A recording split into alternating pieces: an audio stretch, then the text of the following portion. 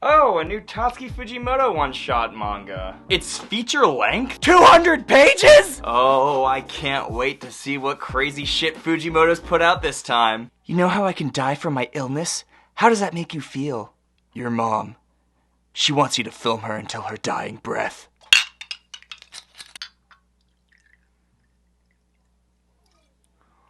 I see. It's gonna be another one of those manga.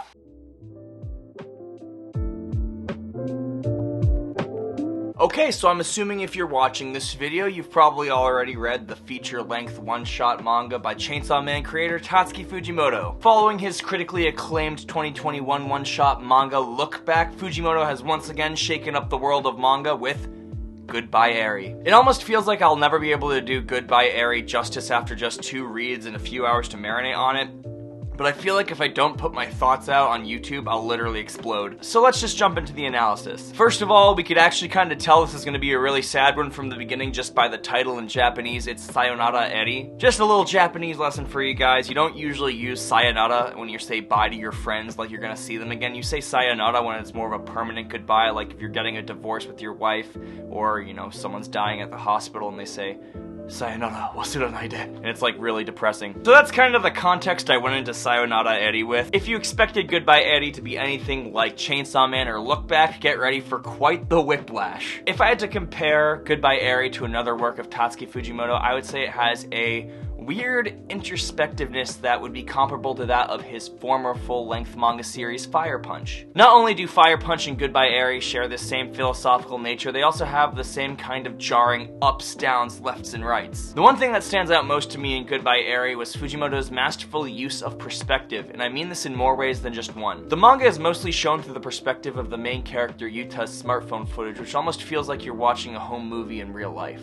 Every blurry image drawn in the manga or awkward camera angle only does more to add to this effect. Tatsuki Fujimoto clearly knows his shit about home movies. Clearly, the mastermind behind How to Levitate has outdone himself again. This is emphasized even more by the fact that the manga, for the most part, is 4 wide shot panels per page with lifelike motion that makes it feel like you're reading a film reel. But what was most amazing to me was the fact that everything we've seen in the manga so far might not even be the whole story, because all we see is the perspective that Yuta wanted us to see and the way he wanted us to see these characters. Like how Yuta only showed the footage depicting his mom as a caring, loving mother, but in real life she was actually very cruel and vain. And also how Eri was depicted as a very fun and charming girl, but in real life, to most of her classmates, she was very rude and bitchy. It was also revealed that Eri actually wore glasses and a retainer, but we would have never known that because we only ever got to see what Eri was like through the footage Yuta captured on his smartphone. But this also implies Yuta's own perspective that he wanted to see his loved ones as very charming and lovable people to the world without flaw. It's almost like Fujimoto picked the word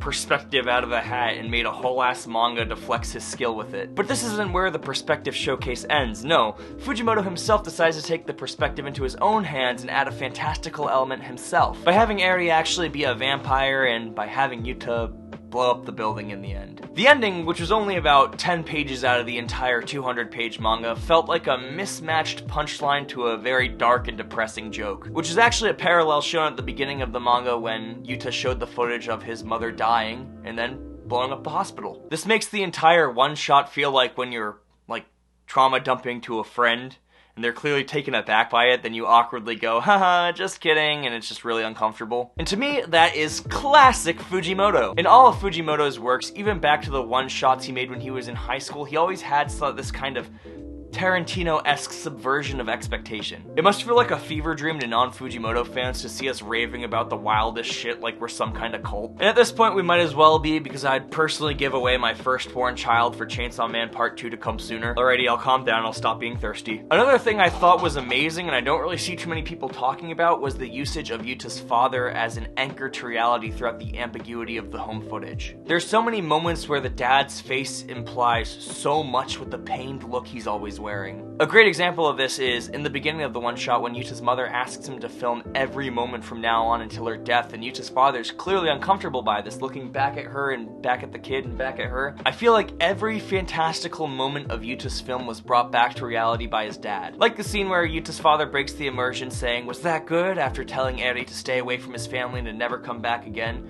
You know, he was just trying to be good for the film, but he breaks the immersion in that scene. And also how he revealed that Yuta's mother was very cruel from the start. start bringing the entire story into question. I haven't seen too many people talk about Yuta's father yet, but in my opinion, he's a wealth of implied knowledge about the true story of Godbye Eri. If you want to put together what really happened in this one shot, then I highly recommend you pay close attention to the father throughout the story. There's so much that can be said about just how amazing Godbye Eri by Tatsuki Fujimoto is, but honestly, I'm gonna need a few more days to marinate on it. The question I'm seeing asked around the internet right now is, was Godbye Eri filled with deeper meaning and subtext? Or is this just Fujimoto going off in a showcase of great talent in manga writing ability? And that's a question I want to extend to you guys. Do you guys think there's any deeper meaning to Godbye Eri? And if so, what? Or do you think this is just Tatsuki Fujimoto doing what he does best? Let me know down in the comments below. That's about all I want to talk about for now. If you like this video, feel free to leave a like down below and subscribe to my channel. It helps me out a lot, and I love making these kinds of videos. If you're a Fujimoto fan, I actually have a lot of other Fujimoto and Chainsaw Man related content on my channel. I'll leave a playlist to that down below in the comments. My personal favorite videos are my every Chainsaw Man character tier list and my sexy Chainsaw Man merch unboxing. Tune in this week as well for a video about the Chainsaw Man and Glam Clothing collaboration. I was able to get my hands on a few hoodies and a shirt, so keep an eye out for that. Feel free to follow me on Twitter or Instagram. I have links to those down in the description below, and on that note, I'll catch you guys in the next video.